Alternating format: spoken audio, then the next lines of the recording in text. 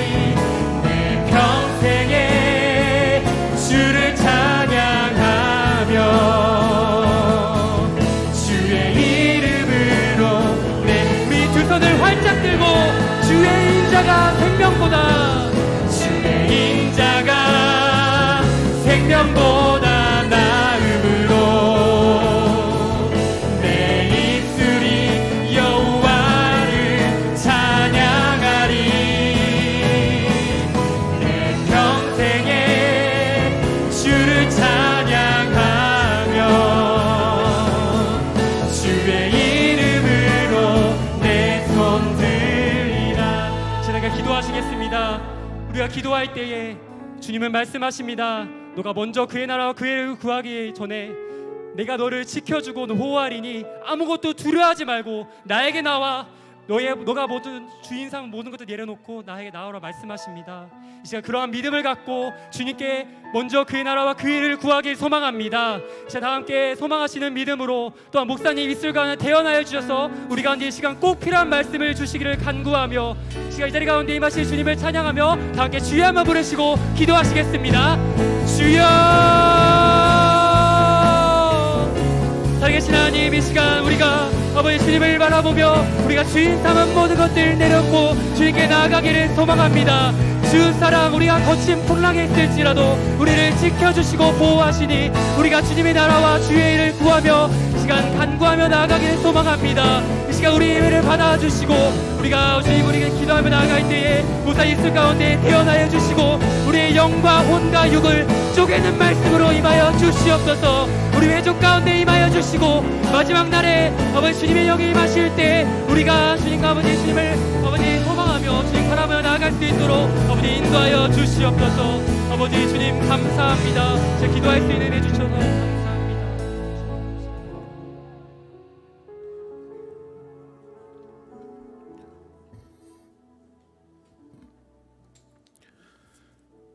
거룩하신 하나님, 주의 인자하심이 우리의 생명보다 낫다라고 하는 찬양의 고백을 드렸습니다.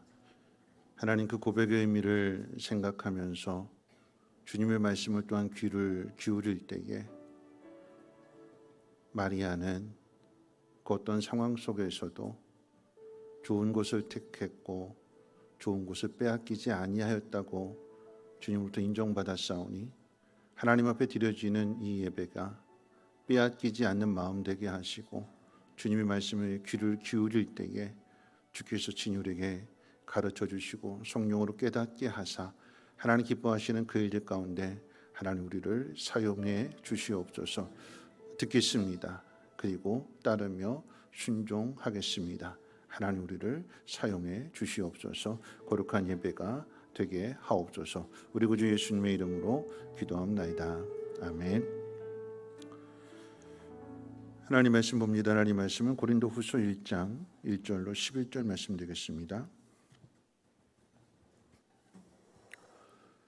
하나님 말씀은 고린도후서 1장 1절로 11절까지 한 절씩 교독을 읽겠습니다. 제가 가진 성경으로 신약성경 286페이지고요. 고린도후서 1장 1절로 11절까지 말씀을 한 절씩 교독을 읽겠습니다.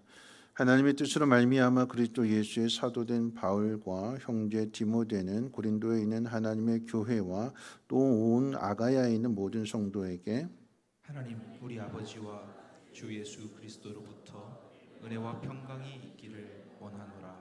찬송하리로다. 그는 우리 주 예수 그리스도의 하나님이시요 자비의 아버지시요 모든 위로의 하나님이시며 우리의 모든 환난 중에서 우리를 위로하사 우리로 하여금 하나님께 받는 위로로서 모든 환난 중에 있는 자들을 능히 위로하게 하시는 이시로다. 그리스도의 고난이 우리에게 넘친 것 같이 우리가 받는 위로도 그리스도로 말미암아 넘치는도다. 우리가 환난 당하는 것도 너희가 위로와 구원을 받게 하려는 것이요 우리가 위로를 받는 것도 너희가 위로를 받게 하려는 것이니 이 위로가 너희 속에 역사하여 우리가 받는 것 같은 고난을 너희도 견디게 하느니라. 너희를 위한 우리의 소망이 견고함은 너희가 고난에 참여하는 자가 된 것 같이 우리의 위로에도 그러할 줄을 알미라. 형제들아 우리가 아시아에서 당한 환난을 너희가 모르기를 원하지 아니하노니 힘에 겹도록 심한 고난을 당하여 살 소망까지 끊어지고 우리는 우리 자신이 사형 선고를 받은 줄 알았으니 이는 우리로 자기를 의지하지 말고 오직 죽은 자를 다시 살리시는 하나님만 의지하게 하심이라. 그가 이같이 큰 사망에서 우리를 건지셨고 또 건지실 것이며 이후에도 건지시기를 그에게 바라노라. 같이 읽겠습니다. 너희도 우리를 위하여 간구함으로 도우라. 이는 우리가 많은 사람의 기도로 얻은 은사로 말미암아 많은 사람이 우리를 위하여 감사하게 하려 함이라. 아멘. 우리 옆에 분하고 함께 인사 나누실 때에 앞서 잠깐 기도했던 대로 마르다가 그렇게 눈치를 주고 주의를 소란스럽게 하고 그랬음에도 불구하고 마리아가 좋은 것을 택하고 빼앗기지 않았던 것처럼 오늘 옆에 분하고 인사 나누실 때에 우리 좋은 것 빼앗기지 맙시다 하고 인사하겠습니다. 네, 좋은 것을 빼앗기지 맙시다. 네, 한 번 더 인사할게요. 하나님의 위로하심이 함께하기를 바랍니다 하고 인사하겠습니다. 네, 하나님의 위로하심이 함께하기를 바랍니다. 자, 마지막 세 번째잖아요, 그렇죠? 우리 다음 세대를 축복하면서 인사합니다. 당신을 통해서 세상이 하나님의 영광 보기를 원합니다 하고 인사하겠습니다. 당신을 통해서 세상이 하나님의 영광 보기를 원합니다. 한국 스포츠 역사상 가장 존경받는 사람을 꼽으라면 사람마다 다 다르겠지만 저는 이제 차범근 선수를 꼽고 싶습니다. 차범근 선수를 가장 존경할 만한 선수로 꼽는 이유는 역설적으로 그가 당한 고난 때문입니다. 그러니까 축구 선수로는 최고 전성기에서 이름을 날리기 시작할 때에 국가의 미움을 받아서 강제 귀국 당하게 되고요. 그리고 이제 군대 입대해서 공군 만기 제대를 하게 됩니다. 그러니까 요즘처럼 뭐 병역 특례나 뭐 이렇게 아니면 뭐 입대 연기나 이런 게 전혀 없었기 때문에 오라고 하면 그냥 와야 되는 거거든요. 이름을 막 날리기 시작했고 이제 최전성기였는데 미움을 받아서 들어오게 되고 군입대하게 되고 그러면서 지금처럼 뭐 이제 뭐 20개월도 아니고 그때는 이제 3년 6개월 뭐 이런 식으로 하니까 꼬박 다 채워가지고 그러니까 가장 중요한 시기를 날리게 된 거죠. 그리고 다시 이제 독일로 넘어가서 그럼에도 불구하고 워낙 출중한 그 실력을 통해서 그의 이름을 날리기 시작합니다. 최정상에 오르기도 하고요.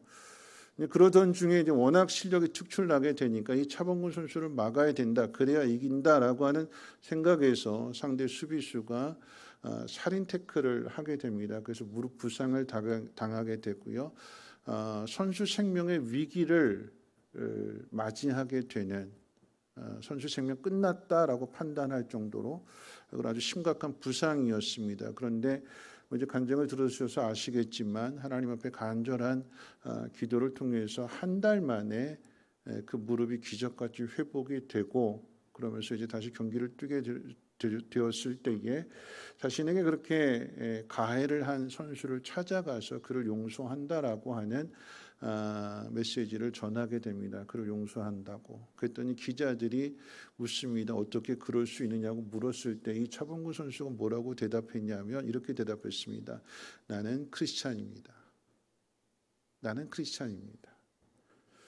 그래서 이제 그때부터 이 독일 사람들이 이 차범근 선수를 골 잘 넣는 뭐 스트라이커로 이렇게 이름을 기억하는 것보다도 한국에서 온 크리스찬 축구 선수로 사람들이 기억하기 시작했다고 합니다.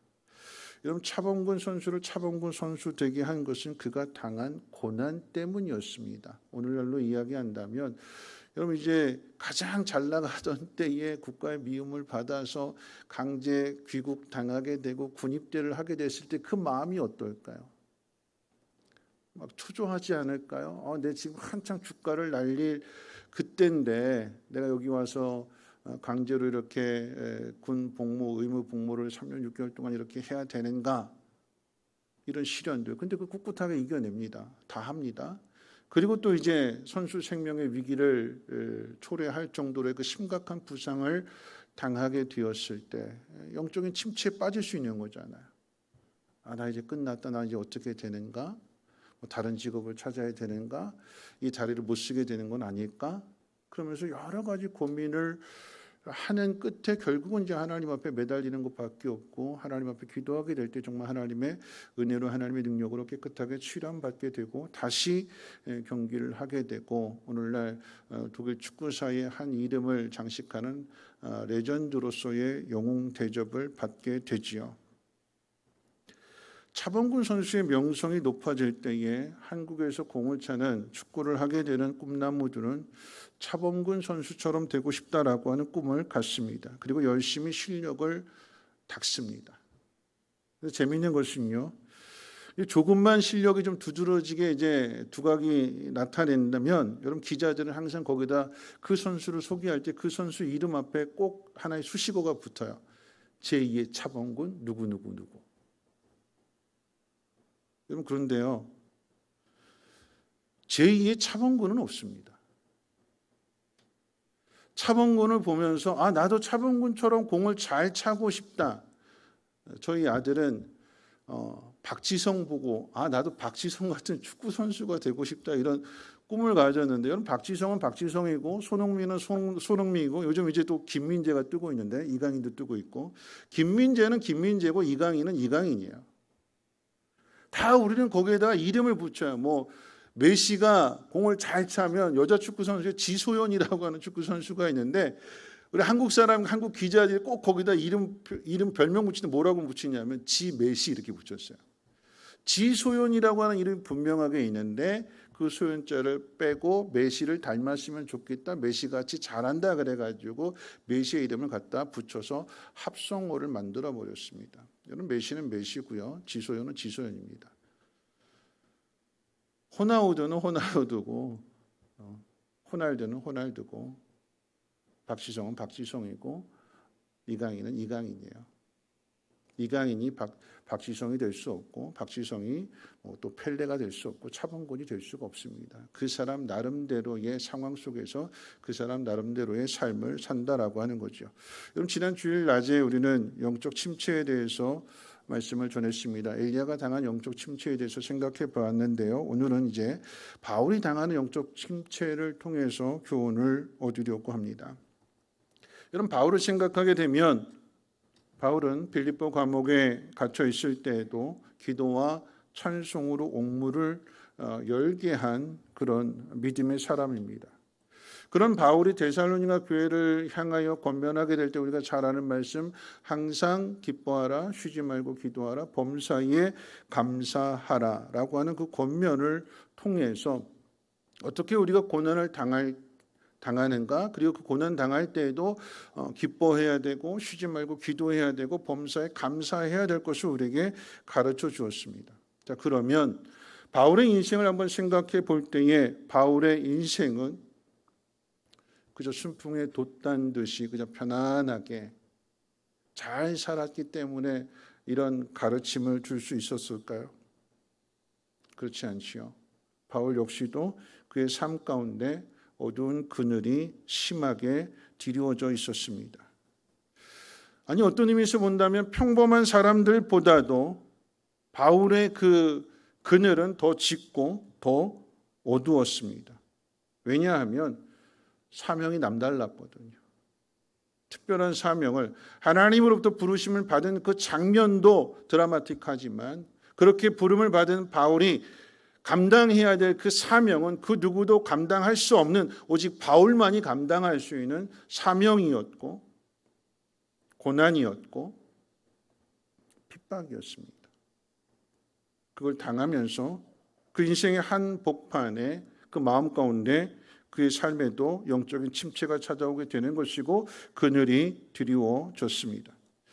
낯선 이방 땅에 교회를 개척해야 하는 사명이기 때문에 강철 같은 심정을 가졌을 것으로 생각하게 되지만, 이런 바울도 우리와 결코 다르지 않다라고 하는 것을 성경 곳곳에서 확인할 수 있습니다.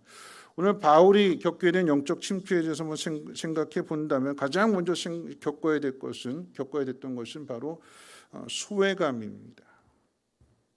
우리도 영적 침체에 빠지게 되는 이유 중에 하나는 소외감입니다. 다른 표현으로 이 소외감을 말한다라고 하면 내 존재가 부정당하는 거예요. 어디서 느낄 수 있게 되는가? 여러분 정년 퇴직이나 은퇴 이후에 상실감에 빠지게 되는 이유 또한 바로 이런 거죠. 세상이 나를 더 이상 필요로 하지 않는구나라고 하는 것을 깨닫게 될 때에 소외감에 빠지게 되는 것이고 자신의 존재가 부정당하는 느낌을 갖게 되는 것입니다. 회사 성장을 위해서 내 청춘을 다 바쳐서 일했는데 내가 이제 나이가 들게 되고 힘이 없어지게 되고 체력도 딸리게 되니까 이제 그 밑에서 치고 올라온 새로운 사람이 등장하게 될 때에 앞에 있었던 그 사람이 이제 뒷전으로 밀려나게 되면 자신의 존재에 대한 부정을 경험하게 되는 것입니다. 그럼 어떻게 되는가? 중요한 자리에 있던 사람이 이제 뒷전으로 밀려나게 됐어요. 그럼 어떻게 될까요? 중요한 자리가 준비되었는데 다른 사람 다 부르는데 이 사람 안 불러요. 자리가 없다라고 하는 거죠. 그럴 때 서운한 거죠. 세상만 그럴까요? 교회 안에도 그래요? 다른 사람 다 불렀는데 나만 쏙 빼놨어요. 그럼 여러분 어떤 마음 가지세요? 아니 왜 나를 빼놨지? 나 왕따 시키는 거야? 나 미워하는 거야? 그러면서 자신의 존재를 인정해주지 않는 것에 대해서 서운한 마음, 섭섭한 마음을 갖게 되고, 여러분 이것이 저 깊어지게 되면 진짜로 이제 영적 침체에 빠지게 되는 것이죠. 우리 말씀 같이 한번 읽어볼까요? 고린도전서 4장 9절 말씀 가운데 바울이 뭐라고 이야기하는가 같이 한번 읽어봅니다. 고린도전서 4장 9절 말씀 우리 화면 보시고 함께 읽어볼까요? 함께 읽겠습니다. 시작. 내가 생각하건대 하나님이 사도인 우리를 죽이기로 작정된 자같이 끄트머리에 두셨음에 우리는 세계 곧 천사와 사람에게 구경거리가 되었노라. 네, 고린도전서 4장 9절 잘못 읽었나요? 고린도전서 찾아볼까요? 고린도전서 4장 9절 4장 9절 같이 한번 읽어봅니다. 시작. 내가 생각하건대 하나님이 사도인 우리를 죽이기로 작정된 자같이 끄트머리에 두셨음에 우리는 세계 곧 천사와 사람에게 구경거리가 되었노라. 누구의 고백이냐면 바울의 고백이에요. 자신의 삶에 대해서, 자신의 인생에 대해서 돌아볼 때 뭐라고 고백하는가? 죽이기로 작정된 자같이 하나님께서 우리를 맨 끄트머리에 두셨다. 여러분, 이 끄트머리에 두었다라고 하는 의미는 그 당시의 이 단어의 의미를 생각해 본다면 마치 원형 경기장에 죄수들이나 죽임을 당할 사람들을 데려갈 때 맨 끝에 입장시킵니다. 그럼 개선 장군이 전쟁을 승리로 마치고 이제 돌아오게 될 때에 개선문을 통과할 때에 맨 앞에 장수가 말을 타고 이렇게 늠름하게 입장을 하고요. 그 뒤에 무기를 든 병사들이 따르게 되고 맨 마지막에 맨 끄트머리에 누가 따르게 되는가? 전쟁의 포로로 잡혀온 노예들이 맨 끄트머리에 끌려오는 거예요. 주인공이 아닙니다. 전리품입니다. 구경거리가 될 사람들이고 비방거리가 될 사람들이고 그들이 당하는 그 죽음의 모습을 사람들이 보고 깔깔거리고 희거리고 그럴 대상으로 끌려오는 그 모습을 연상하고 비유해서 자신을 그렇게 소개하고 있는 거예요. 하나님이 누가 이렇게 만들으셨느냐? 하나님이 그렇게 만드셨다. 사도인 우리를 맨 끄트머리에 두셨다. 이방인의 사도로 부름을 받았고 귀한 사명을 맡겨주셨기 때문에 특별한 사명이기 때문에 맨 앞에 세우셔서 높임과 영광을 받게 하시는 것이 아니라 사도인 우리를 맨 끄트머리에 두셨다. 여러분, 맨 끄트머리에 있는 죄수들이나 전쟁 포로로 잡혀온 노예들에게 있어서 여러분 인격적인 대우를 해주지 않습니다. 또 뭐라고 이야기하는가 하면 4장 13절에 보면 이렇게 이야기합니다. 더 심한 표현이 있는데 뭐라고 표현하는가? 구정물 속에 있는 더러운 것과 음식물의 찌꺼기 같다라고 이렇게 표현을 합니다. 여러분, 이런 느낌을 가지고 있는 사람이 이 세상을 잘 살아갈 수 있을까요? 사명을 감당할 수 있을까요? 여러분, 이 이야기는 남의 이야기가 아니고 바울의 이야기이고 바울을 이렇게 만드신 분이 하나님이시라고 바울은 고백하고 있는 것입니다. 하나님이 내 인생을, 나를 맨 끄트머리에 두셨고 구정물 속에 있는 그 더러운 쓰레기 또 음식물 버려지는 그 찌꺼기 마치 내 모습이 그와 같다라고 고백을 합니다. 그 영적 침체에 빠질 수밖에 없는 거죠. 자, 두 번째 바울의 영적 침체에 빠지게 된 이유를 꼽으라면 믿었던 사람에 대한 배신일 것입니다. 바울이 당하게 되는 더 큰 아픔은요, 믿음이 없어서 영적 분별력을 갖지 못하고 교회 안에 이단이 들어왔는데 이 이단이 알랑거리면서 이렇게 속삭이는 그런 말들에 쏙 넘어가 가지고 개척자인 바울을 외면하고 그의 사도성을 의심하고 사도로 인정해 주지 않고 오히려 그가 가르친 모든 가르침들을 멀리하고 지금 속닥속닥거리는 그 이단의 가르침에 귀를 기울이면서 바울을 배격하는 바로 이 고린도 교회 성도들로 인한 아픔입니다. 등을 돌린 거예요. 오늘 이 당시의 상황으로 이야기한다면 바울은 에베소에서 머물러 있으면서 선교 사역을 감당하고 있는데 바울이 떠난 그 자리에 이단이 쏙 들어와 가지고는 바울을 대신해서 가르치는 그 모든 것들 가까이 있으니까 멀리 있는 사람보다 가까이 있는 사람들의 말을 더 듣게 되고 따르게 되고 그러다 보니까 이전에 가르쳤던 바울의 가르침은 싹 잊어버리고 그들이 던져주는 것을 듣게 되고 따르게 되니까 교회는 분열이 올 수밖에 없었습니다. 그럼 이것을 비유한다면 이런 이야기예요. 아버지는 자식들을 위해서 자신의 삶의 모든 것을 다 바쳐 희생을 했는데 그러다 보니까 정말 사랑하는 마음 가운데 아들에게 대해서 막 잔소리도 하고 엄마도 마찬가지잖아요. 너 이거 이러면 안 된다 막 잔소리를 하는 반면에 옆집의 아저씨는 늘 볼 때마다 아유 이쁘다 머리 쓰다듬어주고 사탕 주고 사탕 줘봐야 이빨 썩는데 그렇죠? 사탕 주면서 쪼꼬려 주면서 좋은 말만 해주니까 우리 엄마 아빠는 나를 사랑하지 않는데 누가 나를 사랑한대요? 이웃집 아저씨가 나를 사랑하는 것 같이 느껴지게 되는 그럼 거기에 쏙 넘어가게 되는 여러분 다른 표현으로 이야기한다라고 하면 여러분 그런 거예요. 아버지 눈에는 부모 눈에는 딸을 둔 입장에서 딸이 데리고 온 이 남자가 내 딸의 인생을 망치게 될 것 같고 그렇게 보여져요. 그렇게 느껴져요. 경험으로 봤을 때 뭐로 봤을 때 저희 집 딸 얘기 아닙니다. 비유예요. 오해하지 마시고 우리 딸 아직 모태솔로입니다. 네. 데리고 왔는데 부모의 눈에는 내 딸의 인생을 망칠 것으로 보여져요. 그런데 내 딸의 눈이 뒤집어졌어요. 아무것도 안 보여요. 그리고는 집에 있는 것을 갖다 죄다 퍼다 줍니다. 그 남자에게. 그리고 마침내는 그 남자랑 도망가 버린다면 이런 그 부모의 입장에서 어떤 마음일까요? 어떤 마음을 가질까요? 울겠지요. 속상해서 울겠죠. 어떤 눈물일까요? 딸을 잃어버린 눈물, 딸에 대한 배신 때문에 흘리게 되는 눈물도 있겠지만 또 다른 눈물로는 딸의 인생을 생각하게 될 딸이 불쌍해서 흘리는 눈물도 있을 거고 여러 가지 섞여서 눈물을 흘리게 될 것입니다.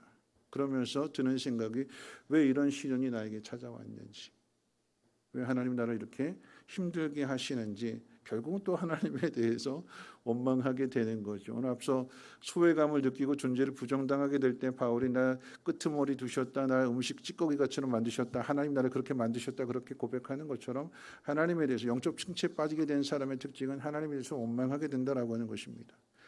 자, 바울이 영적 침체에 빠지게 된 세 번째 이유를 찾는다라고 하면 삶이 너무나 힘들기 때문에 그럽니다. 여러분 항상 육체적으로 힘들게 되면 영적으로도 그게 영향을 받게 되는 거죠. 이런 바울의 삶은요 늘 죽음에 노출되어져 있습니다. 아주 자주 죽을 상황들을 맞이하게 되고요. 죽은 것 같고 매일 죽음과 싸우지요. 그래서 바울이 자기 자신에 대해서 셀프로 변호를 해요. 자기 자신을 그 내용 한번 찾아볼까요? 고린도후서 11장 내용 한번 찾아봅니다. 성경 뒤로 넘어가셔서 고린도후서 11장 1절 말씀을 같이 한번 읽어볼까요? 고린도후서 11장 1절 말씀 우리 같이 한번 함께 읽겠습니다. 시작. 원하건대 너희는 나의 좀 어리석은 것을 용납하라. 청하건대 나를 용납하라. 그러면서 왜 이런 말을 하는가 하면 내가 좀 나를 자랑하겠다, 나를 좀 변호하겠다라고 하는 이야기예요. 너희들 나를 부정하고 사도로서 의심하게 되고 나를 거짓말쟁이로 그렇게 생각하고 있는데 내가 나를 한번 변호하겠다, 내가 나를 한번 자랑할 테니까 한번 들어봐라. 그러면서 뭐라고 이야기하는가? 뒤로 넘어가서 11장 23절 27절까지 내용 보면 이런 이야기입니다. 내가 수고를 넘치도록 하고 옥에 갇히기도 많이 하고 매도 수없이 맞고 여러 번 죽을 뻔하였으니 유대인에게서 40에 하나 감한 매를 5번 맞았고 3번 태장을 맞았고 1번 돌로 맞고 3번 파산하고 일주일 깊은 바다 위에서 지냈으며 등등등등등 이렇게 이야기해요. 그럼 이야기를 표현하면 비유하면 이런 이야기인 거죠. 여러분 아픈 사람이 매일같이 병원을 가요. 아픈 사람이 오늘 허리 아파서 병원에 가는데 그 다음 날은 다리가 아파서 병원에 가고 그 다음 날은 두통이 있어서 병원에 가고 그러면 이 사람을 가리켜서 뭐라고 부르죠? 우리는 걸어다니는 종합병원 그러잖아요. 그렇죠? 고린도후서 11장 23절로 27절 말씀까지 셀프 변호, 내가 어떤 삶을 살았는지를 쫙 이야기할 때 이 이야기를 들어보면 똑같습니다. 바울은 걸어다니는 고난의 종합 세트입니다. 고난이란 고난은 다 당해요. 육체적인 고난입니다. 소외감을 느끼게 되고 이런 것은 정신적인 것이고 내면적인 것이라고 한다면 지금 세 번째 삶이 너무 힘들다라고 하는 것은 버거운 거예요. 육체적으로 너무나 힘듭니다. 죽음의 위협입니다. 돌에 맞아 죽을 뻔하기도 하고 죽은 줄 알고 버려졌는데 다시 일어나서 성에 들어오기도 하고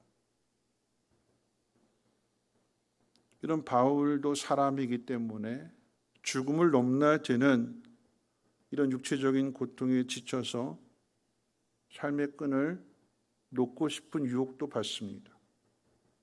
오늘 본문에서 우리가 읽었던 본문 고린도후서 다시 1장으로 한번 돌아가 볼까요? 네, 고린도후서 1장으로 한번 다시 한번 돌아와 보면 자, 우리 8절 말씀 같이 한번 읽어봅니다. 8절과 9절 같이 함께 읽겠습니다. 시작. 형제들아 우리가 아시아에서 당한 환난을 너희가 모르기를 원하지 아니하노니 힘에 겹도록 심한 고난을 당하여 살 소망까지 끊어지고 우리는 우리 자신이 사형 선고를 받은 줄 알았으니 네, 거기까지요. 사형 선고 받은 줄 알았대요. 삶의 소망이 다 끊어졌다라고 이야기를 합니다. 그리고 이제 빌립보서로 가면 뭐라고 이야기하는가? 내가 두 사이에 끼어 있다. 살아있는 것도 좋지만 난 죽어서 하나님 나라에 가는 게 더 좋다. 그러나 내가 살아서 너에게 유익이 되는 것이 하나님의 뜻이라고 하면 사는 것도 좋다. 그것도 감당하겠다. 바울의 본심은 이제 그만 내려놓고 나 하나님 나라에 갔으면 좋겠습니다. 엘리야의 고백과 똑같은 거예요. 하나님 나 좀 데려가 주세요. 바울도 똑같이 이야기하는 거예요. 삶이 너무나 버겁고 고달프고 힘들고 아파서 하나님 나 좀 빨리 좀 데려가 주세요. 스스로 목숨을 끊을 수는 없고 하나님 나 좀 불러주세요. 하나님 나 좀 빨리 좀 데려가 주세요. 이건 바울도 사람이기 때문에 이렇게 이야기하는 거예요. 바울이 당하는 이 고난은요, 그저 육체적인 고난만 있는 것이 아니라 내면적인 이런 육체적인 고난으로 인해서 그 내면이 더 상해져 있어요. 더 이상 소망이 없는 것 같아요. 그 가운데에서 기억해야 되는 것은 바울에게 있어서 절망만 있는 것은 아니었습니다. 그 절망의 한복판에 있으면서도 늘 가슴 한편으로는 모든 것 다 내려놓고 싶고 내 삶 자체가 사형 선고 받은 것 같고 삶의 소망이 다 끊어져서 죽는 게 더 낫다라고 생각하면서 한편으로 마음의 하나의 부담감으로 남아있는 것은 무엇이냐면 그 고백할 때에 고린도후서 11장 28절에서 이렇게 고백합니다. 고린도 후서 11장 28절 우리 화면 한번 띄워주시고요. 같이 한번 읽어볼까요? 앞에 있는 말씀 같이 한번 읽어봅니다. 시작. 이 외의 일은 고사하고 아직도 날마다 내 속에 눌리는 일이 있으니 곧 모든 교회를 위하여 염려하는 것이라. 뭐에 대해서 염려한대요? 교회에 대해서. 교회 걱정이에요. 교회. 다 내려놓고 빨리 하나님 나라 갔으면 좋겠습니다. 그렇게 이야기하면서도 마음 한편으로는 한 구석에 남아있는 이 교회에 대한 걱정. 그것 때문에 이 삶의 끈을 내려놓을 수 없는. 우리 가정으로 이야기한다면 나 빨리 하나님 나라 갔으면 좋겠는데 누가 눈에 밟혀요? 자식들 눈에 밟혀요. 자식들 때문에. 나 떠나고 나면 이 자식들 어떻게 하나.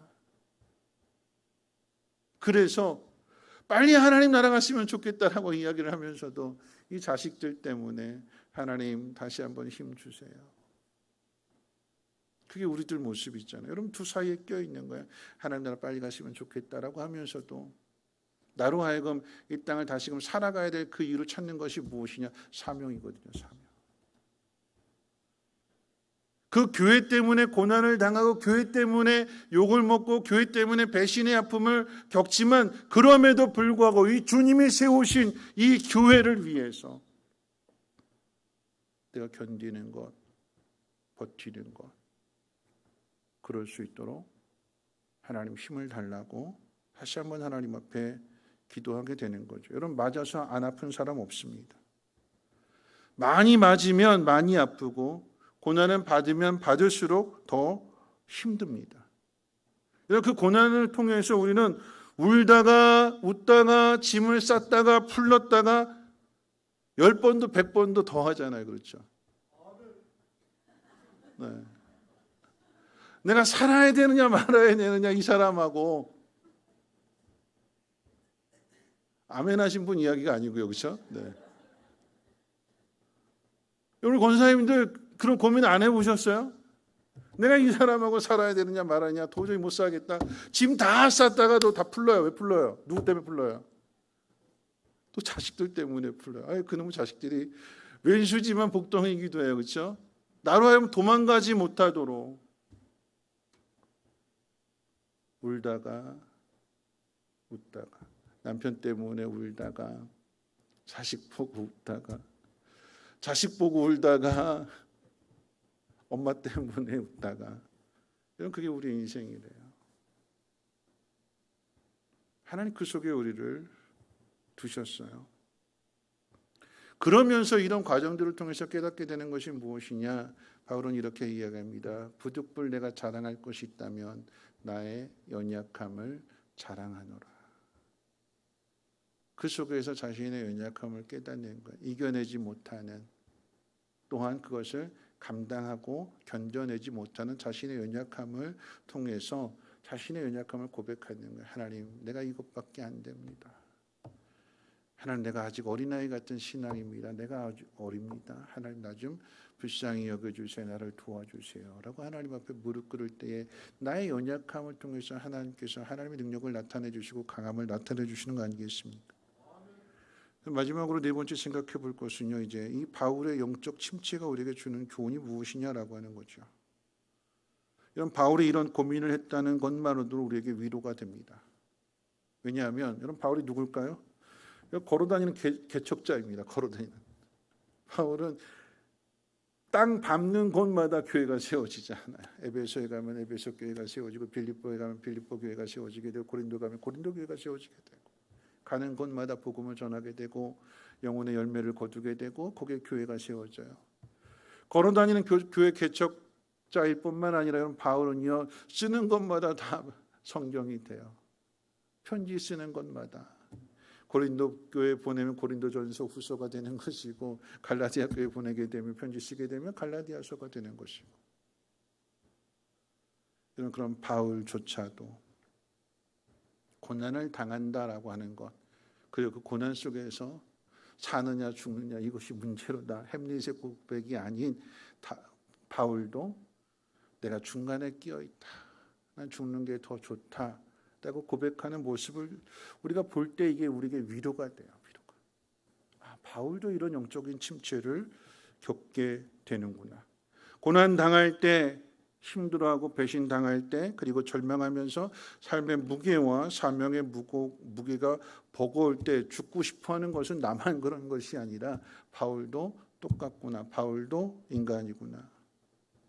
그러면서 바울은 이 모든 상황들에 대해서 이렇게 이야기합니다. 오늘 본문 말씀 4절 같이 한번 읽어볼까요? 고린도 후서 1장 4절 말씀 같이 한번 읽어봅니다. 시작. 우리의 모든 환난 중에서 우리를 위로하사 우리로 하여금 하나님께 받은 위로를 통해 모든 환난 중에 있는 자들을 능히 위로하게 하시는 이시로다. 바울이 왜 이런 고난을 당해야 했는가 했더니 바울에게도 위로를 주실 뿐만 아니라 바울의 모습을 보고 우리에게도 위로를 주시기 위함이래요. 자, 그리고 나서 이제 6절로 넘어가게 되면 6절도 한번 읽어봅니다. 6절 말씀 함께 읽겠습니다. 시작. 우리가 환난 당하는 것도 너희가 위로와 구원을 받게 하려는 것이요 우리가 위로를 받는 것도 너희가 위로를 받게 하려는 것이니 이 위로가 너희 속에 역사하여 우리가 받는 것 같은 고난을 너희도 견디게 하느니라. 여러분 잘 들어보세요. 우리가 받는 것 같은 고난을 너희도 견디게 한다고 해서 모든 사람이 다 바울 같은 삶을 살라라고 하는 것은 아닙니다. 여러분 이방인의 사도요 걸어다니는 곳곳마다 핍박을 당하고 죽음의 위협을 당하면서 교회를 개척하는 교회를 세우는 사명자는 바울 한 사람으로 족합니다. 앞서 이야기했던 차범근은 차범근 한 사람일 뿐입니다. 차범근은 차범근이고 박지성은 박지성입니다. 이 말씀이 우리에게 주는 교훈은요. 바울이 짊어진 그 고난의 무게를 통해서 영적 침체에 빠졌고 그 영적 침체를 잘 이겨내고 사명을 감당한 것처럼 우리도 내게 주어진 삶의 자리에서 하나님 나에게 주신 이 상황들 그 속에서 나는 나로서 여러분은 여러분으로서 각자의 그 삶의 고난, 사명의 그 무게 그 속에서 그것을 견뎌내라라고 하는 것입니다. 바울과 똑같이 40일 하나 감한 매를 맞으면서 태장을 맞고 돌에 맞고 이런 거 똑같이 맞으라고 하는 의미가 아니라 여러분이 당하는 그 고난과 그 시련의 그 자리에서 가정이든 교회든 사회든 그 어디가 되었든지 간에 거기서 여러분이 가진 믿음으로써 견뎌내라라고 하는 것입니다. 여러분 이것이 위로의 핵심이 되는 거예요.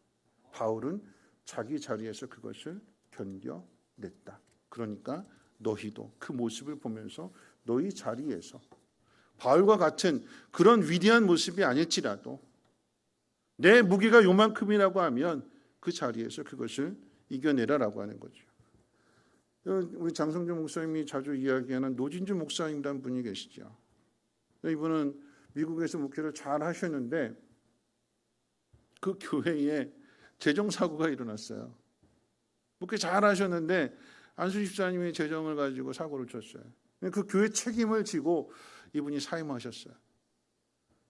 이분의 잘못한 것도 아닌데 근데 억울한 누명은 뒤집어 쓰고 교회에서 쫓겨나시다시피 이렇게 쫓겨났어요. 우리가 생각할 때 왜 하나님 나한테 이런 시련을 주셨는가 생각할 수 있겠죠.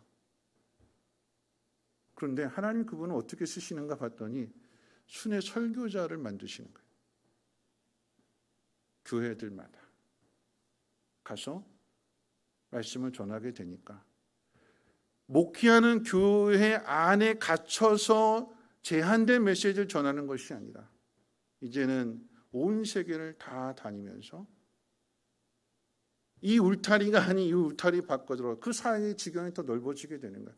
그래서 그분이 이제 하나의 그 설교를 통해서 이런 메시지를 남겼는데 이런 이야기였어요. 이제 뭐 잘 믿고 잘 사는 법이라고 하는 뭐 잘잘법에 거기에 소개된 내용이기도 한데 이런 내용입니다. 하나님 공평하시지 않다라고 하는 메시지를 전하는데 뉴욕에서 이제 집회를 마쳤는데 뇌성마비 장애를 가진 한 자매가 찾아왔대요. 그 뇌성마비를 흔히 이제 송명의 시인을 생각해 보면 그 모습을 가지고 목사님, 하나님은 공평하지 않으세요. 이 한마디를 하는데 온 몸이 비틀어지고 온 얼굴의 근육이 비틀어지면서 정말 힘겹게 이 한마디를 내뱉었대요. 목사님, 하나님은 공평하지 않으세요. 그 모습을 보면서 이 목사님이 하나님은 공평하시다라고 도저히 말할 수가 없었대요. 달란트의 비유를 통해서 설명한다면 누군가에게는 5달란트를 주고 2달란트를 주고 1달란트를 줬는데 하나님은 이 자매에게는 1달란트도 아닌 반달란트 같은 달란트를 준 것처럼 그렇게 생각이 들었대요. 그러면서 이분이 그 자매에게 이렇게 설명해 주는 거예요. 하나님은 공평하지 않으세요. 적어도 분배하는 면에 있어서, 나눠주는 면에 있어서는 많은 사람에게는 많은 걸 주고 적은 사람에게는 적은 것을 주십니다. 그런데 하나님의 공평은 어디에서 나타나는가? 하나님은 자신이 누군가에게는 5달란트를 주고 누군가에는 2달란트를 주고 누군가에는 1달란트를 줬다라고 하는 사실을 하나님은 정확하게 아신다라고 하는 것과, 그리고 그 하나님은 자신이 그에게 맡긴 그 달란트의 2배 이상은 더 이상 요구하지 않으신다라고 하는 거죠. 5달란트 맡은 자에게는 5달란트 더 남긴 것으로 족하게 여기시고, 2달란트 맡은 자가 2달란트 남긴 것에 대해서 족하게 여기시고, 2달란트 맡은 자에게 너 왜 10달란트 안 당겨내냐고 나무라시고 책망하시는 분이 아니라, 하나님은 그에게 맡긴 것에 그가 즉시 가서 일하고 최선을 다해서 감당한 것에 대해서 2달란트를 더 남긴 것으로 인해서 잘했다, 충성된 종아 칭찬하신다라고 하는 사실입니다. 그런데 1달란트 맡은 자는 하나님에 대해서 오해하잖아요. 하나님은 적은 것에서, 주인님은 적은 것에서 많은 것을 요구하시는 분이십니다. 그러니까 이 사람의 변명은 주인이 너무나 나에게 기대치가 너무나 크기 때문에 그 기대치에 내가 질려서 질식돼서 내가 아무것도 할 수가 없었습니다. 그렇게 변명하는 거죠. 그럼 제가 왜 이 말씀을 드리는가 하면, 그분이 그렇게 이야기했어요. 이걸 이야기하면서 헬렌 켈러는 헬렌 켈러 한 사람으로 족하다. 뇌성마비에 걸려서 온몸이 비틀어지는 그 가운데 있어서도 입으로 글을 써가고 시를 써가고 찬송을 쓰는 것은 송명희 시인 한 분으로 족하다.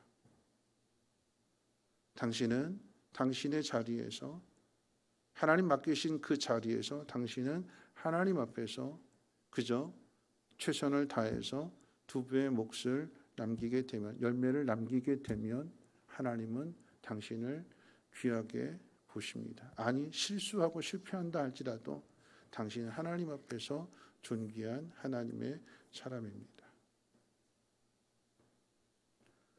그럼 그게 답인 거죠. 우리는 다 헬런 켈러가 될 수 없고, 다 바울이 될 수가 없고, 다 차범근이 될 수가 없어요. 이혜진은 이혜진이고,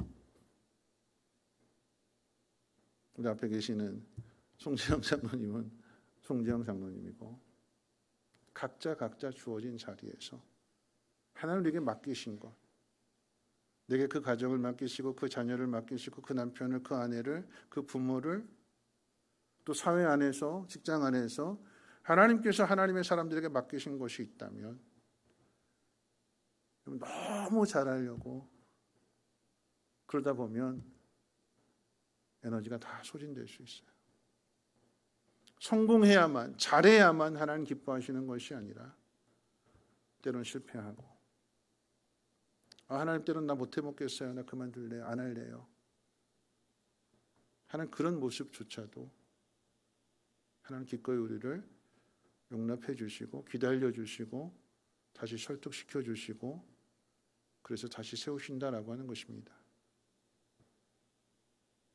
말씀을 마칠 텐데요, 어떻게 영적인 침체를 이겨낼 수 있는가?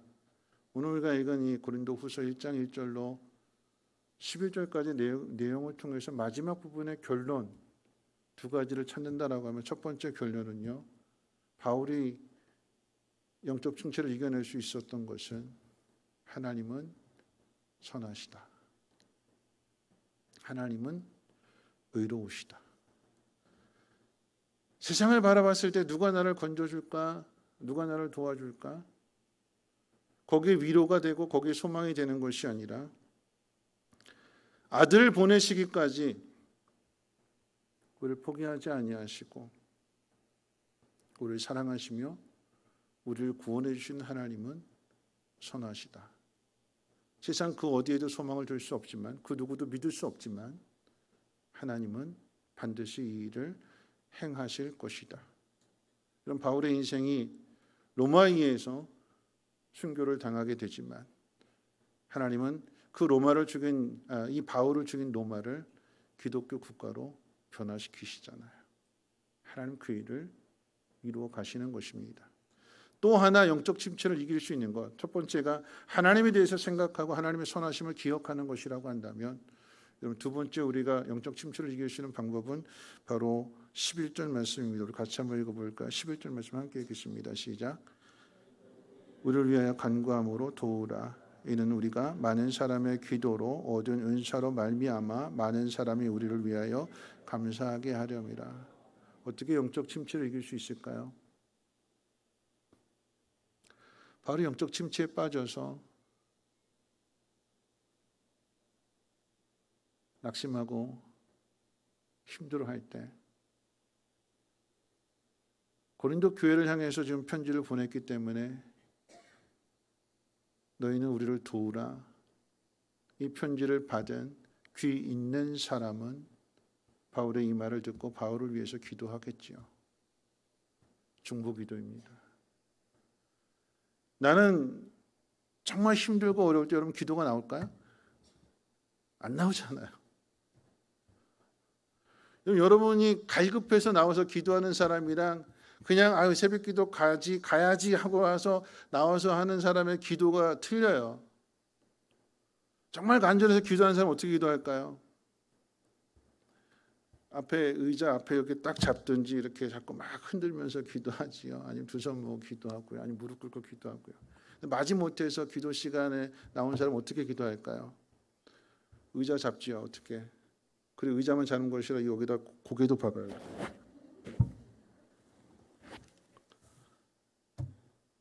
어떤 기도가 더 간절할까요? 하나님은 누구의 기도를 들으실까요? 바울 스스로 혼자서 그 영적 침체를 이겨내는 거 아닙니다. 누군가 도와주기 때문에. 누군가는 고린도 교회 안에서 누군가는 험담하고 누군가는 욕하고 사도성을 의심하고 그래서 바울의 마음을 아프게 하지만 근데 그 교회 안에 또 다른 누군가는 바울을 사랑하는 마음으로 바울이 영적 침체에 빠져 있구나. 내가 뭐 어떻게 도울까? 갈 수도 없고 내가 기도해야지 하는 마음으로 함께 기도하게 될 때에 하나님 그 기도를 들으시는 거예요. 그래서 바울의 마음 가운데 다시금 용기를 주시고 하나님으로 충만하게 채워주셔서 그 사명을 감당하게 하시는 것입니다. 그래서 교회가 필요한 것이고 그래서 가족이 필요한 것이고 그래서 공동체가 필요한 것입니다.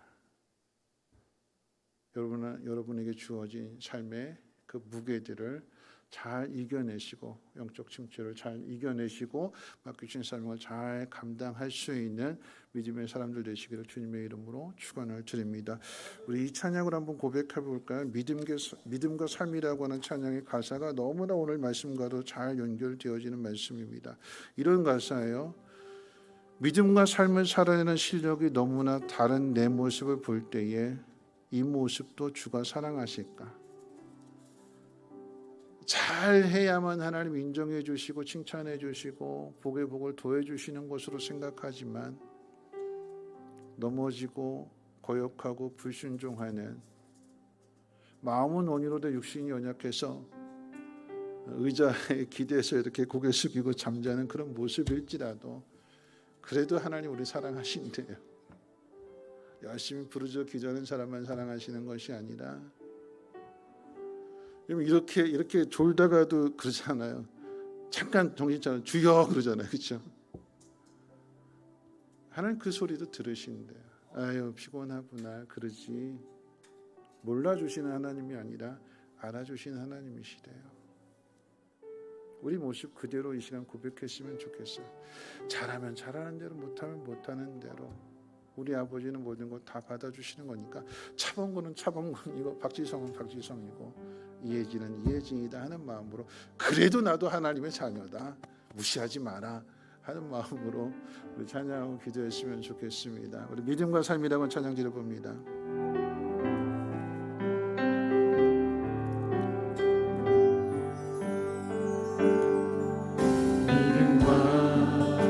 삶을 살아내는 실력이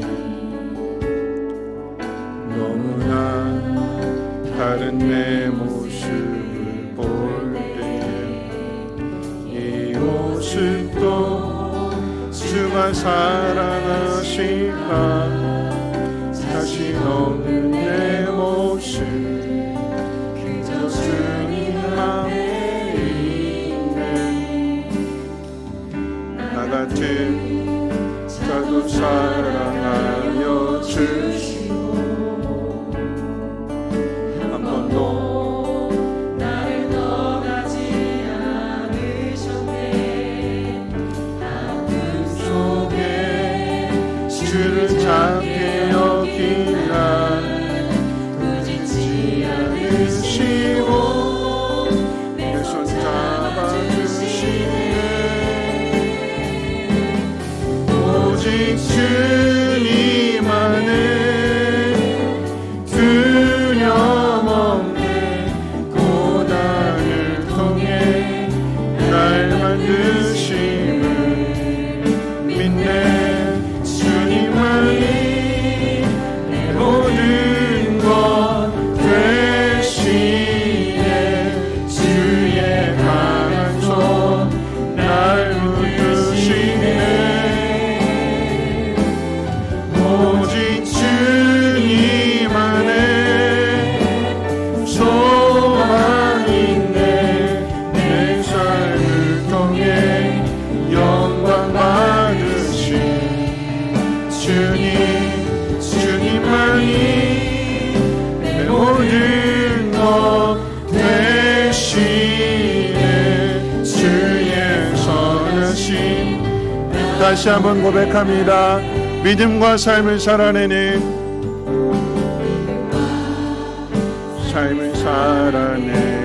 실력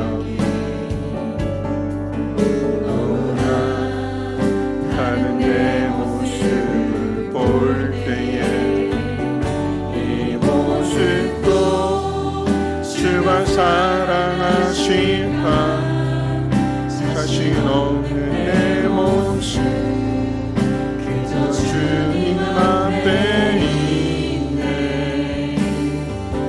나 같은 자도 사랑하여 주시고 한 번도 나를 떠나지 않으셨네. 아픔 속에 주를 찾게 여긴 날 꾸짖지 않으시고 내 손 잡아주시네. 오직 주님 안에 두려움 없네. 고난을 통해 날 만드시네. 믿네. 주님만이 내 모든 것 되시네. 주의 강한 손 날 붙드시네. 오직 주님 안에 소망 있네. 내 삶을 통해 영광 받으신 주님만이 내 모든 것 되시네. 주의 선하신 오직 주님 안에 주님 안에 두려움 없네.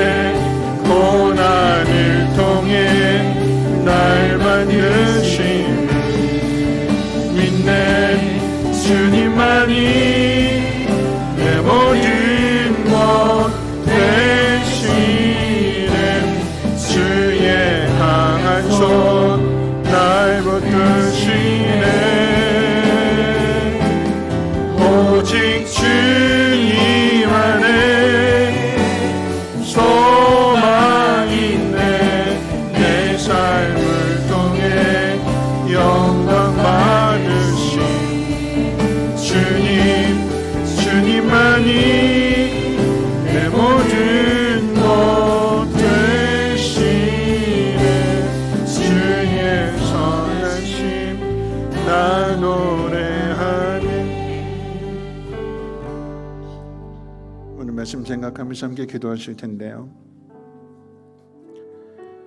하나님이 공평하신 것은 많은 것을 요구해서 공평하신 것이 아니라 사람마다 다 다르게 주셨지만 그에게 주신 것에서 갑절 외에는 더 이상 요구하지 않으신다라고 하는 것입니다. 이런 갑절이라고 하는 것은요, 우리에게 주어진 그 모든 환경 가운데 우리가 최선을 다했느냐, 즉시 가서 일했느냐, 믿음으로 순종했느냐, 열매는 누가 주시는 걸까요? 하나님 주시는 거예요. 하나님 앞에 맡겨드리고 큰 일을 해야 복을 받고 큰 일을 해야 하나님 인정해 주시는 것이 아니라, 내 그릇이 요만한 그릇이라고 한다면, 내 그릇의 재질이 나무라고 한다면, 아니면 질그릇이라고 한다면 내 안을 깨끗하게 하는 것으로 주인은 거기에 귀한 것들을 담아주신대요. 오늘 시간 우리 하나님 앞에 기도해야 될 것은요, 하나님 내 모습 그대로 나를 하나님 받아주시옵소서.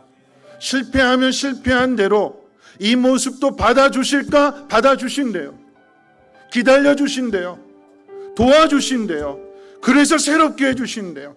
나의 연약함을 깨닫게 해주시고 하나님 의지하게 될 때에, 나 혼자서 그것을 이겨내지 못하게 될 때에 누군가 나를 지지해주고 격려해주고 나를 도와주고, 그래서 그 모든 것들을 통해서 협력해서 선이 이루어지게 하시는 분이 하나님이시래요.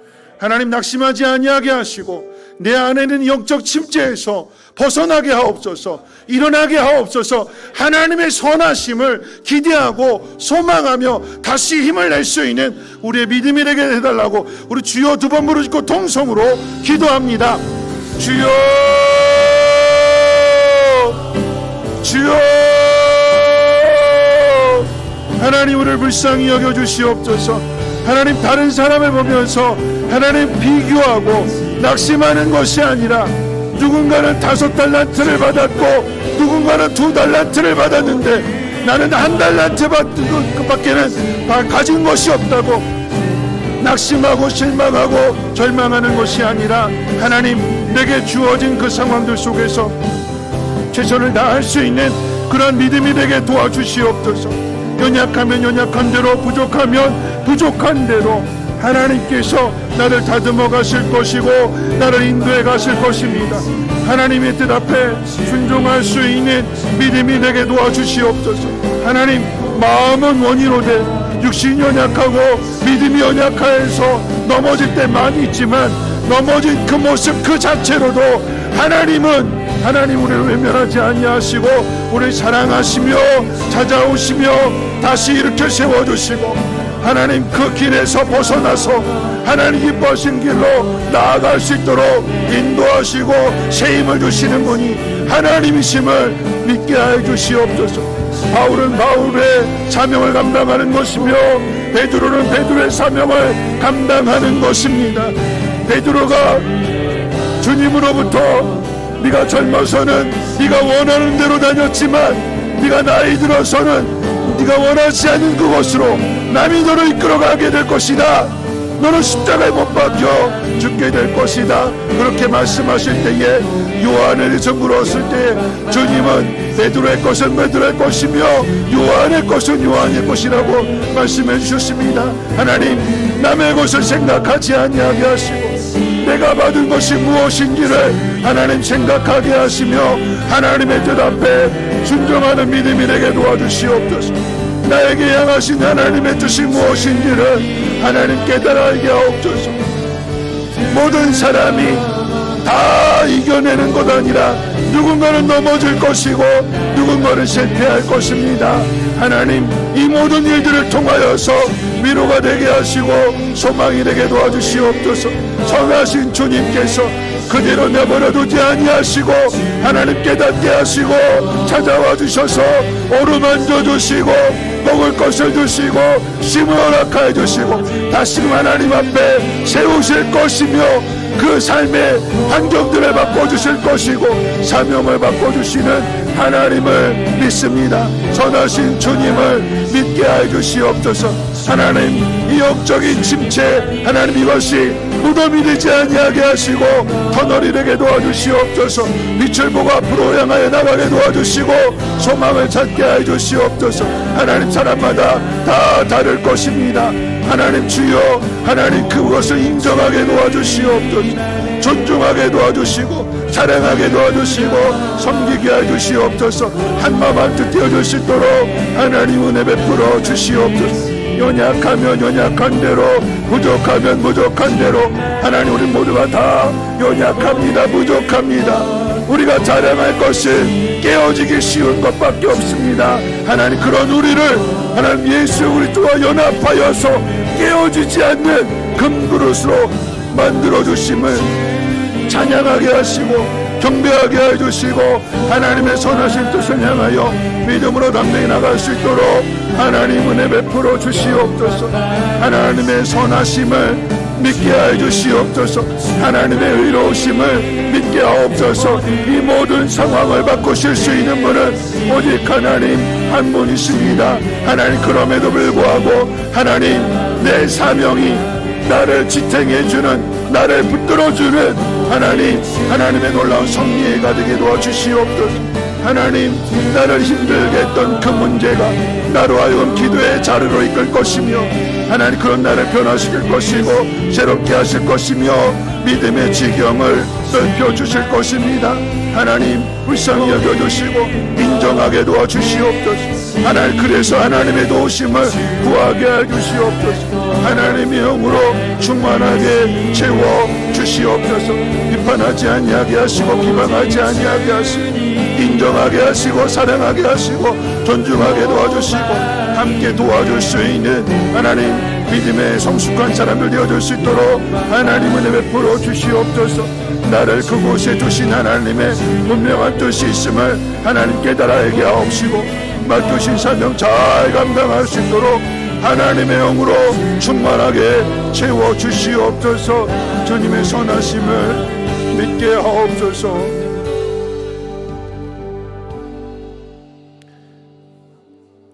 여러분 사람마다 다 다르지요. 매를 맞을 때 누군가는 그거 맞아도 끄떡없는 사람이 있는가 하면 한 대만 맞아도 고꾸라지는 사람이 있습니다. 누군가 어떤 말을 할 때 누군가는 그거를 그저 믿음으로 잘 견뎌내고 이겨내는 사람이 있는가 하면 누군가는 그 말에 상처받는 사람도 있어요. 사람마다 다 다릅니다. 어떻게 똑같을 수가 있겠어요? 여러분 그런데 하나님은요 그런 모습 속에서 우리의 약함을 연약함을 보게 하시고 하나님의 도우심을 구하라고 합니다. 하나님의 선하심을 믿고 나아가라고 합니다. 여러분 이것이 사명이에요. 나를 붙들어주는 것이 사명입니다. 무겁다고 했는데 버겁다고 했는데 감당할 수 없다고 그랬는데 여러분 그것이 나로 하여금 이 땅을 살아가는 이유가 되는 것입니다. 빨리 죽어서 하나님 나라 좋겠다라고 하는 그런 마음을 다시 뒤집어서 하나님 내가 다시 감당하겠습니다. 하나님 나라로 하여금 이 가정을 변화시키라고 나에게 맡겨주신 줄 믿사오니 왜 이런 사람을 나에게 붙여주셨느냐가 아닌 하나님 내가 감당하며 도와주며 함께 이 사명을 감당할 수 있도록 하나님 밤에 내 마음을 새롭게 해주시옵소서. 내 마음을 강하게 해주시옵소서. 하나님의 선하심을 믿으며 맡겨주신 사명 충성되이 잘 감당할 수 있도록 하나님의 영으로 충만하게 채워주시옵소서. 가정 안에서 우리 성민교회가 감당해야 될 일들, 더 나아가서 여러분의 직장 속에서 여러분이 감당해야 할 일들 피하지 않고 견뎌낼 수 있는 이것이 누군가에게 위로가 되어줄 수 있도록 믿음의 이정표를 남길 수 있는 우리가 되게 해달라고 다시 한번 주여 두 번 힘차게 부르고 동성으로 기도합니다. 주여 주여 하나님 우리가 당하는 모든 일들이 누군가에게 위로가 되게 하시고 누군가에게 소망이 되게 도와주시옵소서. 바울도 우리와 똑같이 영적 침체에 빠졌고 죄감을 느꼈고 존재의 부정함을 느꼈고 사도의 의심을 받았고 배신을 당했고 내적으로 절망과 낙심 가운데 빠졌고 육체적으로 삶이 너무나 고달프고 힘들었습니다. 오죽했으면 엘리야처럼 나 좀 빨리 하나님 나라에 데려가 주세요. 엘리야도 그렇게 기도했고 바울도 그렇게 기도했고 우리도 그렇게 기도하지만 그 가운데 다시금 하나님 앞에 나아 무릎 꿇을 수 있는 것은 우리에게 허락하신 사명 때문일 것입니다. 하나님 사명 감당하도록 하나님의 영으로 충만하게 채워주시옵소서. 낙심하지 아니하게 하시고 원망불평하지 아니하게 하옵시며 하나님의 선하신 뜻이 무엇인지를 하나님 깨달아 알게 하옵시고 세상 가운데 소망을 둘 수 없지만 하나님의 선하심에 하나님의 의로우심에 하나님의 그 길과 자비와 하나님의 그 놀라우신 은혜와 사랑 가운데 우리의 소망을 두게 해주시옵소서. 다시 한번 하나님 앞에 나아가 무릎 꿇게 해주시고 다시 한번 하나님의 이름을 간절히 외쳐 기도할 수 있는 우리의 믿음이 되게 도와주시옵소서. 가다가 넘어질지라도 다시 한번 하나님 기회를 허락해 주시옵소서. 다시 한번 허리띠를 돌려막게 해주시고 신발끈을 동여매게 해주시고 다시금 한번 작심삼일이라 할지라도 하나님 이틀만이라도 버티고 견뎌낼 수 있는 그런 믿음 되게 도와주시고 하나님 이것이 훈련이 되어서 하나님 우리의 믿음의 그릇이 날마다 커져가게 하시고 믿음의 지경이 넓어지게 도와주시옵소서. 넘어지려고 하는 모든 것을 포기하려고 하는 그런 우리를 붙들어 주시고 새롭게 하시고 강하게 해주시고 하나님 이런 내 하는 일들이 도살장에 끌려가는 어린 양처럼 힘없이 죽임을 당하는 것이라 할지라도 하나님의 선하심을 믿으며 기꺼이 그 길에 순종할 수 있는 우리의 믿음이 되게 도와주시옵소서. 화려하고 명성 있고 남이 부러워하는 그런 자리에 오르는 것이 우리의 꿈이 아니라 우리를 통하여 하나님의 나라가 이루어지며 하나님의 나라가 견고하게 세워지며 하나님이 높임을 받으시고 하나님 영광을 받으시는 그 길을 기꺼이 걸어갈 수 있는 사명자를 되어지게 도와주시옵소서. 멀리에서 찾는 것이 아니라 가정 안에서부터 찾게 하시고 교회 안에서 찾게 하시고 내게 주어진 직장 내게 주어진 사람들 속에서 하나님 그 사명을 다시금 되찾게 해주시고 능히 감당할 수 있는 귀한 사명자들로 하나님의 영으로 충만하게 채워주시옵소서. 가정이 든든하게 세워져 가게 하시고 교회가 든든하게 세워져 가게 하시고 하나님 이 땅 가운데 오직 하나님 앞에 소망을 둔 믿음의 공동체들마다 성장하며 부흥하며 하나님 역사를 나타낼 수 있도록 하나님 기름 부어 주시옵소서. 오늘 이 밤에 기도하는 주의 백성들을 외면하지 아니하게 하시고 하나님의 영으로 충만하게 채워 주시옵소서.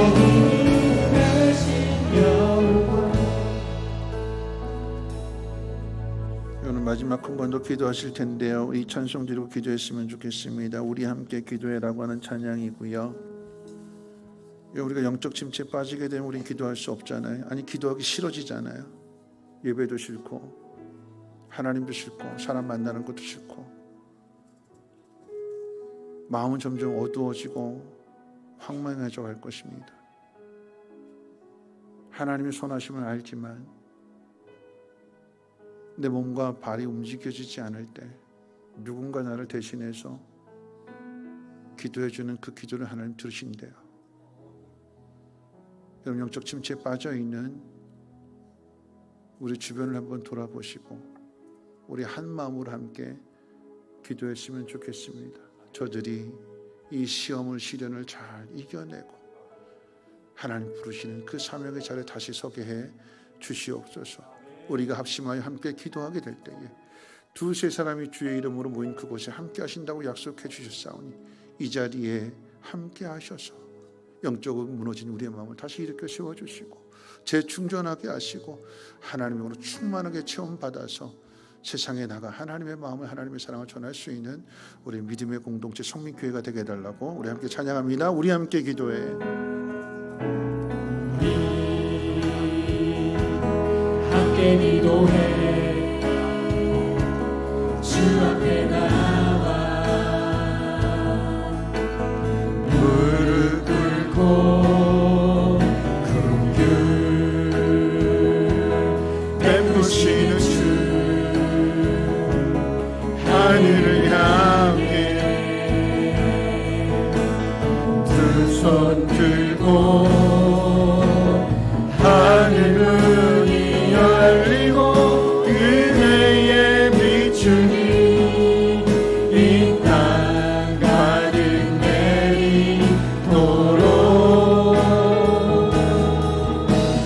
마침내 주 오셔서 의에 비추니 우리 위에 불씨. 우리 함께 기도해.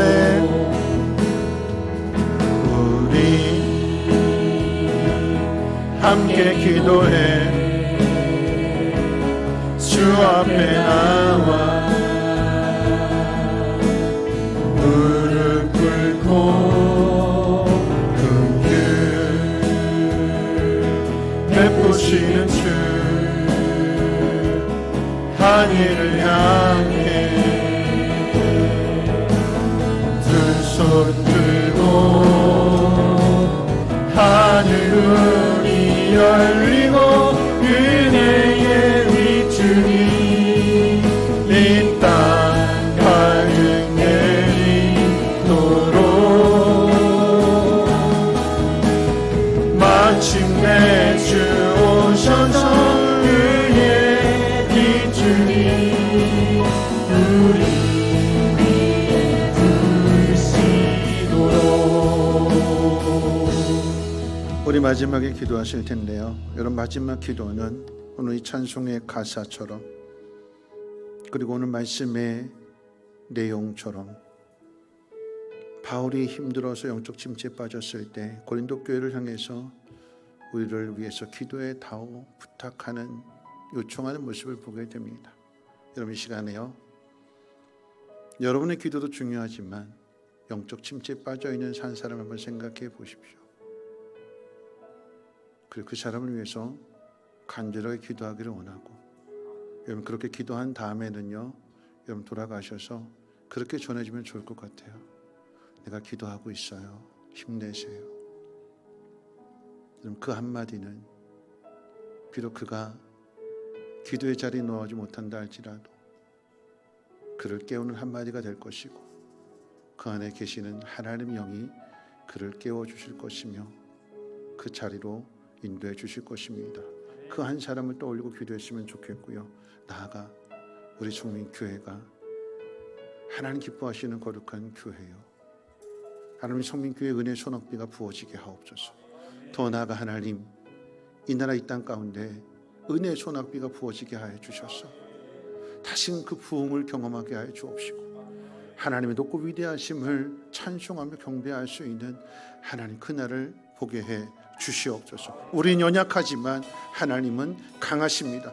우리는 넘어지지만 하나님은 다시 일으켜 세우실 것이며 마침내 그 일을 이루어 가실 것입니다. 우리 주여 힘차게 부르짖고 마지막 통성으로 기도합니다. 주여, 주여, 하나님 은혜의 소낙비를 부어주시오. 하나님의 마른 심령 가운데 은혜의 소낙비를 부어주시오. 하나님 생명의 생수를 얻지 못하여서 목말라 주저앉아 있는 하나님 한 영혼 하나님 불쌍히 여겨주시고, 주님이 찾아가 주셔서 너희가 뜨는 물은 마시면 다시 목마르지만 내가 너희에게 주는 물은 영원히 목마르지 아니하라고 말씀하신 주님, 생명의 생수를 부어주시옵소서. 우리의 생명을 살리는 은혜의 소낙비를 부어주시옵소서. 하늘문을 열어주시옵소서. 우리의 기도를 들어주시옵소서. 응답해 주시옵소서. 찾아가 주시옵소서. 기도하지 못하는, 하나님 앞에 나오지 못하는 한 영혼을 하나님 긍휼히 여겨 주시고 다시 나와서 기도할 수 있도록, 하나님의 은혜를 구할 수 있도록, 하나님의 그 놀라운 사랑과 자비를 깨달을 수 있도록 하나님 이끌어 주시고 하나님 인도하여 주시옵소서.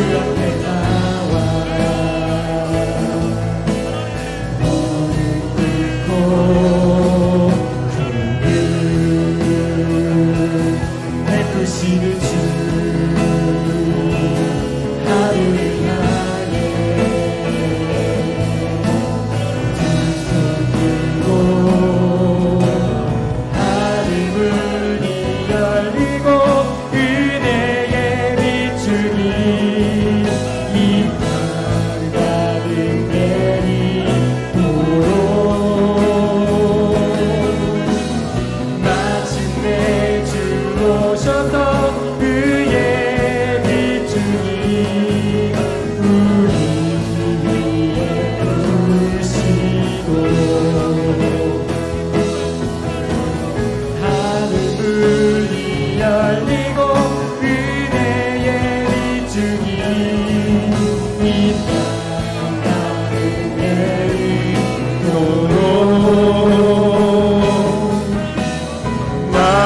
은혜 주옵소서. 그의 비추기 우리 위에 우리 함께 기도의 마지막 찬양합니다. 우리 함께 기도해 주 앞에 나와 무릎 꿇고 긍휼 베푸시는 주 하늘을 향해 두 손 들고 하늘 문이 열리고 은혜의 비추기 이 땅 가득 내리도록